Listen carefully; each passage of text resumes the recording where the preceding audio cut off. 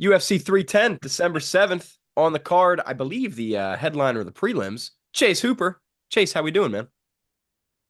Good. I mean, just, happy to be back in camp. I had a nice, like 6 months between fights. Had a baby and all that. So it was nice to be able to adjust to that. Now I got a good sleep schedule going and, ready to get the dad weight back off and get back to business. So, yeah, pretty good on my end of things.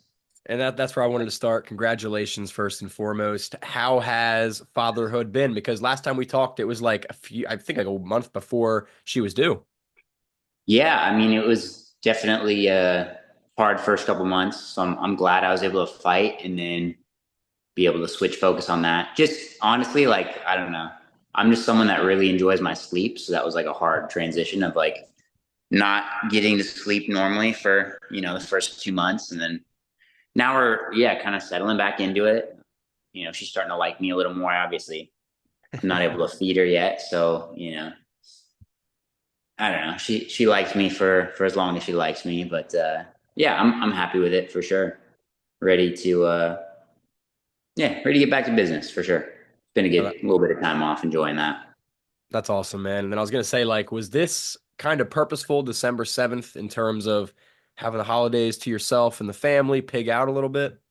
Honestly, it was a lot of UFC. That's the thing is like we ask for dates and then they give us whatever they got. Because I've been asking like, hey, can we get October, November, December? Like we're trying to get on as soon as possible, and then stuff just ended up kind of shifting. Um,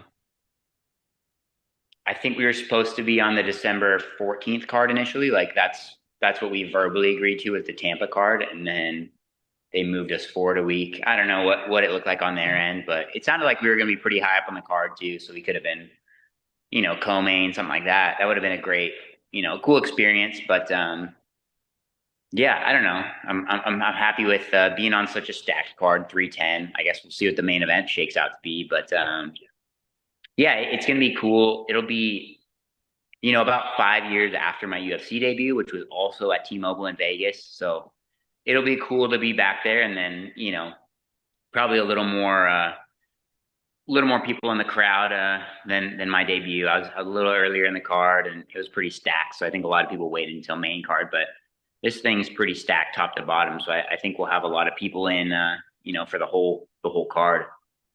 And you got a new four-fight deal. This is fight number one of the deal. I guess like I don't need to know the specifics financially, but are you being treated better? Like, do you see like a okay, this is my big boy contract, so to speak? Uh, Honestly, I feel like I debuted in UFC because I was on the developmental deal. My debut fight was for 20 and 20. Like UFC's. It's a good deal. I've got to say, like I have had no issues ever dealing with UFC on the business side of things. Like they've really, um, done a lot for me and like paid very very reasonably. I'm in a pretty privileged position as far as that goes. Like to have started already on my second contract for my UFC debut, with the company. But yeah, they've always taken good care of me. It's always been fair. It was a nice little pay bump. I don't even know what contract we're on now. Probably 4, 5, 6, something like that. I don't Yeah. know. Because it's like every 3 fights, and this will be my 10th one. So probably what 1, 2, 3, 4. This is probably the fourth or fifth Fourth, yeah. contract. Um, yeah, I mean, I'm happy. I'm happy with the money. It's just one of those things where it's like I would do it regardless. Like this is what I want to do anyways. But it's nice when I can, more comfortably support my wife and our new baby. And we got a lot of bills to pay, and that's the thing is like at the end of the day, like I do enjoy fighting, but it's also a job, so we gotta make sure the bills are paid. But yeah, no, UFC's honestly always treated me really, really professionally, and like everything's been great. The staff are always great. I don't know, just definitely appreciative for the level of professionalism. I think in the promotion. That's why they're number one, baby, right? I guess so. They got more time in the game than most. So. For sure. And then Chase, what is this? you got this new inside media source, Mr. McGregor Rousey, breaking all your fights. So like, what's the thinking behind this? Just being funny? Oh, I don't know. Yeah, I don't know. Do it for the memes. Why not? I mean, I've actually, this fight had been cooking for a long time. Well, as far as fights go, usually it's like, hey, do you want this fight? And you say, sure. And then, all right, here's a contract. Where this one, it was like, well, like we wanted the fight. And then sounded like Clay didn't necessarily want it, or like, I don't know. I don't know what they were negotiating with him, or they were trying to figure out his schedule, but it took like probably a good like month or two for anything to even get booked. And by that time, it was October was already full, November was already full. And it's like, okay, well, I want to fight before the end of the year. So um, yeah, I mean, I don't know. It's been kind of a long time coming for this fight. Yeah, I don't know. I thought it'd be funny if he broke it for sure. It made me smile. McGregor Rousey's been making me laugh for years now. And you and Clay obviously have history together. You guys competed at Fury Grappling a few years ago, went Mhm. your way. So, like, what does that do for your confidence heading into this one? I mean, it's one of those things where Clay's a Hall of Famer. He's a legend of the sport, and we were just grappling a couple years ago. It's one of those things where you're like kind of forced more into the situations where maybe he wouldn't be in MMA. Um, he's got what 40, almost 40 UFC fights, so Yeah. he more than well knows what he's doing in there. The cardio is always a factor. He's just got such a weird style on the feet. I think it honestly it adds a lot more dynamics. So it's really just making sure like I'm not overlooking Clay. Like I have a lot of respect for him and for everything that he's done. That's kind of the interesting thing about this fight is fighting somebody that kind of like the same feeling I had for the Jordan Levitt fight, where it's fighting somebody that I know and like actively like as a person, but you just kind of have to switch it into like, okay, we're just competing. This is business. I got bills to pay, so does he. But no, I'm just trying not to be too overconfident going into this matchup. I know I have better jujitsu than Clay, but I don't think that was really ever in question. Like he's not a jujitsu guy. He's got really good wrestling, and he's got a really like funky style of striking, and he's got that crazy pace, crazy cardio. So for me, honestly, it's just being prepared for that 15 hard minutes with, I think that's part of the reason why UFC really wanted this matchup is it's gonna be some great scrambles. It's gonna be a wild fight if it ends up going the way that, I think a lot of people are assuming it's gonna go. Like I think it'll be, because Clay's a dog in the he's still got a dog in the fight and he's still winning fights. He's still in the game. Yeah, I'm excited for the matchup, but it's trying not to be too overconfident, I would say, for sure, which I don't feel like I am at this point. It doesn't sound like you're being overconfident at all. I'm not in the training room with you, but it doesn't sound like it. And something you said about Clay is obvious. His physicality, his pace, his cardio, that probably will translate from grappling to MMA. So like how do you prepare for that compared to other opponents? Anything differently? Like is there more emphasis on your cardio?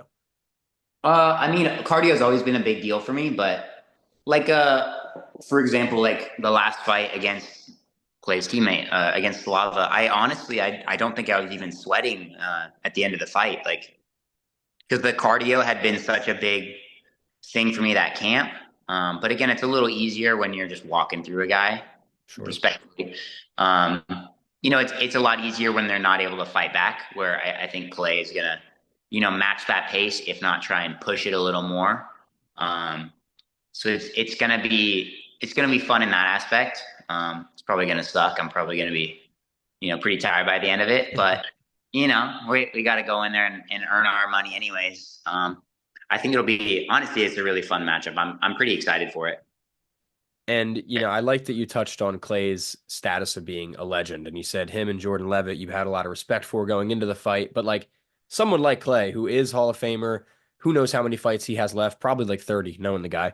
But like, is that, I don't know about hard, but how do you feel about fighting a legend? Who did I just recently talk to? I talked to, Mario Bautista going in against Jose Aldo. And I was like, what is that like fighting Aldo? So like same to you. Like, what is it like fighting Clay Guida? Everybody knows him. Yeah, I mean, it feels right. I mean, it feels right. That's the thing is a lot of the times when people only know one side of the matchup, like they don't really care as much. But I think this fight, like I think people will be excited for it and like want to tune into it because it's such an interesting matchup against a legend, and then I'm more on the up and comer side of things, the younger side. So it's kind of that classic. UFC tends to do this a lot too, where they want to match up the younger guys with the older guys and see what happens. So this is kind of my opportunity to put that feather in my cap and fight, a Hall of Famer. And I it's one of those things where it's not like a Ryan Hall, BJ Penn thing. It's not like a Tony Ferguson, in his last 6 or 7 fights. Like it's a guy that he's still showing up and he's still consistently having good fights with young guys. So it's not like this is an easy win in any sense. I mean, I got to still go in there and give him that a little bit of that respect, but just trying to be confident in the fact that like, okay, I think my range should be better. Like if I'm actually fighting the way I should be, it should be a pretty solid fight on the feet. Try to force him into him wrestling, and then snake up the jiu-jitsu as we go from there. And yeah, I mean it's a cool feeling for sure. It feels like we're moving in the direction we should be. I mean, I'm on a 3-fight win streak and hoping to get it up to 4 and then start looking at the rankings, and this is the way to do it. So yeah. And that's my next question right there is with this new contract, 2025 right around the corner, like what goals do you have for yourself maybe next year or at least with this contract? Rankings, title contention? I'm not too worried about getting up at the title yet, but yeah, no, it'd be nice to kind of work my way up. I would love that. I mean, everybody wants the Paddy Pimblett fight. I just think I would like to see my grappling versus his. I'm just curious about it. Anytime you see a jiu-jitsu guy as another guy, at least for myself, as another jiu-jitsu guy, I want to compare it, in the octagon, and I want to see. It's hard to tell on TV how good a guy is, so I'd be interested to see that in person. Maybe he loses to Moicano and I win this one, then we can make it happen. But yeah, I don't know. I think I'd like to fight more next year. Like if I could get 3 fights in, that'd be nice. Um, just keep making my way through the division, keep winning. Hopefully, be a little smaller between fights, not have that dad weight getting put back on. That helped me fighting more often. But yeah, I would say if everything goes well, I'd like to keep more consistently busy instead of just twice a year. Yeah, why not? I'm still young. I'm still getting towards my prime physically, so might as well make the most of these years. And before I ask you about the current champion and his contender of lightweight division, when you get to the top, like who do you think's going to be on top? I don't know about champion necessarily, but who are a couple guys you think are going to be in that picture by the time you're there? I mean, honestly, it's hard because it's been these same guys for years. I think Islam keeps the belt as long as he wants it. I could see Max moving up to 55 now, especially after the Topuria loss and the Gaethje win. He's getting a little older, so it might be better for his body to not have to cut that weight. I definitely don't want to fight Max, but that's the business. I mean, Poirier, it seems like he doesn't have too many fights left. Gaethje, it seems like, again, not too many fights left. That's kind of the interesting thing is we're going to see like the mix of guys that are left. I mean, even like he seems like he's more like just coming into the top 15 now, but Moicano is already like 35, 36. Like there's a lot of older guys that are probably going to start, making their way out here in the next couple of years. So I'm definitely interested to see. I think it'll be a lot of the younger guys. Like Tsarukyan will be up there for sure. I think honestly, I've been keeping my eye on Rebecki. I think he'll be up there soon. I guess he had the Diego Fajea loss, but still a gamer and a banger. Fiziev. There's so many just bangers at 55. I'm trying to pull the Paddy Pimblett, Sean O'Malley route and just let those guys beat each other up. Give me more of the grapplers, please. And yeah, I don't know. It's kind of a fun division because it seems like we're about to kind of turn over a new leaf and get that next generation of the guys at the top. And I'm excited to see it as a fan. And you said you think Islam can defend as long as he wants to. Does that mean you probably think he beats Arman again? I mean, yeah, but they did have such a close fight, even on Arman taking it short notice. But yes, it seems pretty. I mean, it's just difficult to pick against, the Dagestani guys. So I think it's definitely, yeah, I think Islam's holding it for a while. He's legit. Yeah, man. There's Nurmagomedovs and that whole clan. No jokes over there. You got time for two more questions? Sure. So the one, not fighting related at all. Actually, neither of these really are. But what is with this little truck you have? What is it called? Tell me about this thing. Oh, it's a little K truck. I imported it. It was my Father's Day gift to myself. UFC gave me not a $50,000 bonus, but they gave me a little more than they usually do after the St. Louis fight. Um, so I cleared it with the wife. It was, a couple months getting it imported from Japan.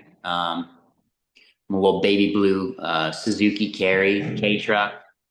I always wanted one, and then the baby blue color and the little It's slick. like the moon, hubcaps definitely convinced the wife. She's like, "Oh, I kind of like that one." Just kept digging at it, and yeah, I mean, I learned how to drive manual to get it, so I just never had to do it at this point. It's fun, it's fun to have a car that I like. I've never been in a car super big, but it's fun to have something that I enjoy. To just drive around and even just going to the gym, which is now. Sorry, it's probably a little loud. We're taking out the sauna from my old house. No, no worries. It's not We're that bad. back to Enumclaw, so I'm like a half a mile from the gym. Even that little half-mile drive is always a good time. So yeah, That's awesome, man. And then these next two are really intertwined, and it's just having to do with seeing yourself. I don't know about become famous. That's just what's coming to my head. But like what I'm getting at is here, you're in UFC 5 now. You're in a freaking video game. And then on top of that, you have Jelly Roll. I mean, Joe Rogan too, but you're a little more intertwined with Joe Rogan. But you got Jelly Roll talking about you, saying he recognizes you. Like, how does it feel just that it's all like coming together? Like, do you recognize that? Do you at least appreciate that other people are recognizing that? yeah. I mean, it's cool. Like that's really what we're doing it for at the end of the day. Is I guess like besides just doing it for ourselves and wanting that recognition of like, okay, this is what I was able to accomplish. Like that's a big part of it. Is like this is what I was able to do. Like with my bare hands, like literally my body and my mind and the people around me helping me out, like that's all it took to accomplish things up to this level. And it's pretty cool to think back to that type of stuff. And but yeah, it's just little like bucket list stuff, like especially getting in a video game, like that's something that I'll be able to look back on for the rest of my life and be like, oh, that's a cool accomplishment. Everybody, I mean, there's so many like kids growing up being like, oh, I want to be in a video game someday. And then, it's cool to be able to have that happen for myself. And yeah, I mean, I listened to, what Jelly Roll was saying. Honestly, it sounds like he's a pretty big fight fan. It seems like he knows what he's talking about, it's cool. It's cool to see the sport growing. And I don't know, I would say it's cool to hear people, recognizing what I'm doing. Um, Definitely it's nice to have some positive energy come my way. But at the end of the day, 99% of the time, like I'm just, another guy at the gym. I'm just, doing whatever my wife asked me to at the house. I'm at our old house taking apart the sauna now. So, I'm doing things, just like everybody else does, but I get the luxury of, taking naps during the day and all that and not having to go to a 9 to 5. But, there's only, a week or 2 weeks out of the year where I get to be a UFC fighter. The rest of the time I'm, dad, husband, training partner, all that. So it's trying not to let my head get too big. But you can't really do that in this sport. You get beat up too much for that. But yeah, I mean, it's cool. It's cool. Looking forward to seeing what's next. And yeah. Humble and handsome, Chase Hooper. Oh, Anything for the fans before I get you out of here? no, I mean, coming up on 5 years in UFC, I've had, everybody's been, for the most part, 99% of people are always like great. There's always great energy from the fans. So I always appreciate that. And yeah, see you guys in Vegas. Yes, sir. Ladies and gentlemen, UFC 310, last pay-per-view of the year. Don't miss it. Chase Hooper, Clay Guida, going to be a banger. Chase, best of luck, best of skill. Thanks, my man. Thank you.